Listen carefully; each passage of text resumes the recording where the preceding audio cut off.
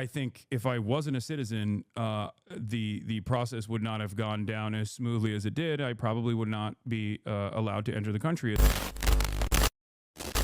Hey, welcome back. Now to this developing story that You can stand by. We're in the segment now.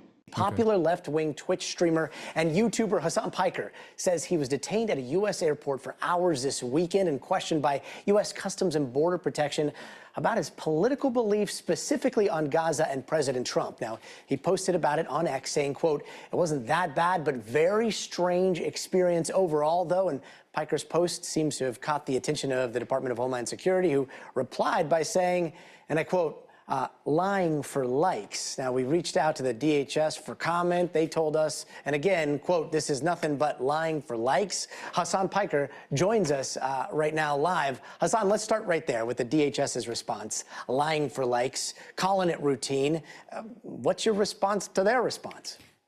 I find it really strange that they consider asking questions that are very specific about my political commentary in general, as it pertains to Israel-Palestine, but also specifically around my loyalty to the current administration and Donald Trump, as to be a part of a routine inspection. I don't know if this is the Department of Homeland Security admitting that this is now going to be a routine part of the process at the point of entry into the country for American citizens, or I don't know what they're actually trying to say at all, because they did not deny that they actually detained me. They openly stated that they did that and also released me after questioning.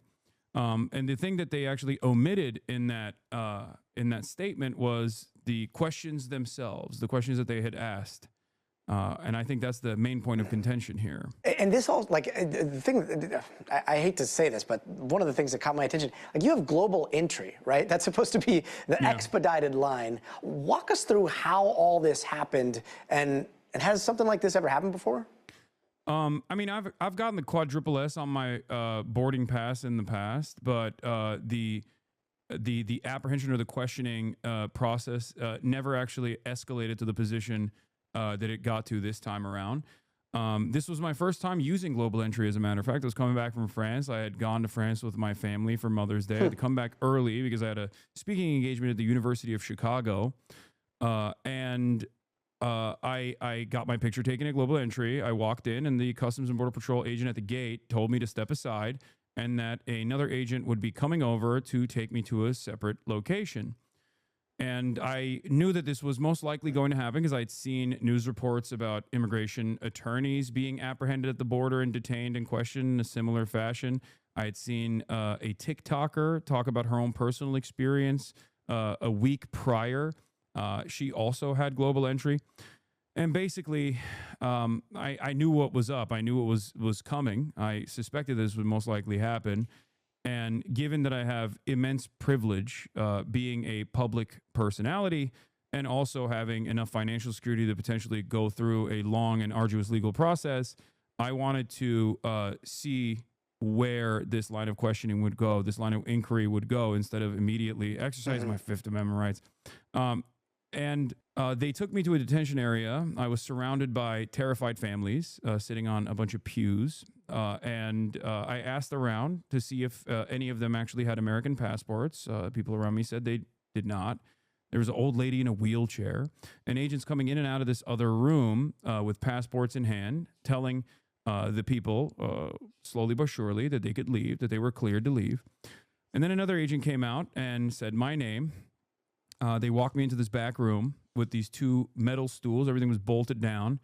And I sat down on the chair that I assume is normally reserved for the lawyer on the corner.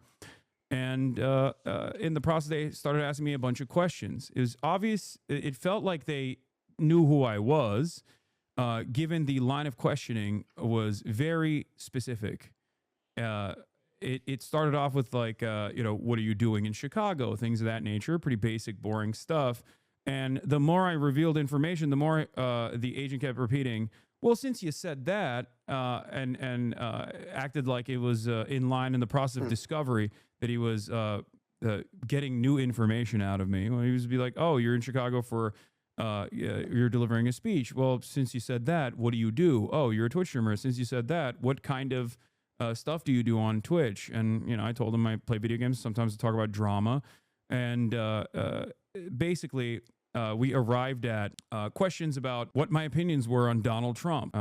And I thought that was strange, but I was honest. At first I said, what does this have to do with anything? But then I told him I don't like Donald Trump. And after that, he asked me about my opinion on Israel and my opinion on what's going on in Gaza, and whether or not I found Hamas to be a resistance group and found the Houthis to be a resistance group. Did I like the Houthis? Did I like Hamas? Did I like Hezbollah? Very specific questions that you would only ask if you already were familiar with my commentary, which is in normal circumstances in a completely academic setting, describing, you know, the historic reasons for why resistance exists and things of that nature, but it almost felt like he was trying to get something out of it. It seemed clear to you that they knew who you were.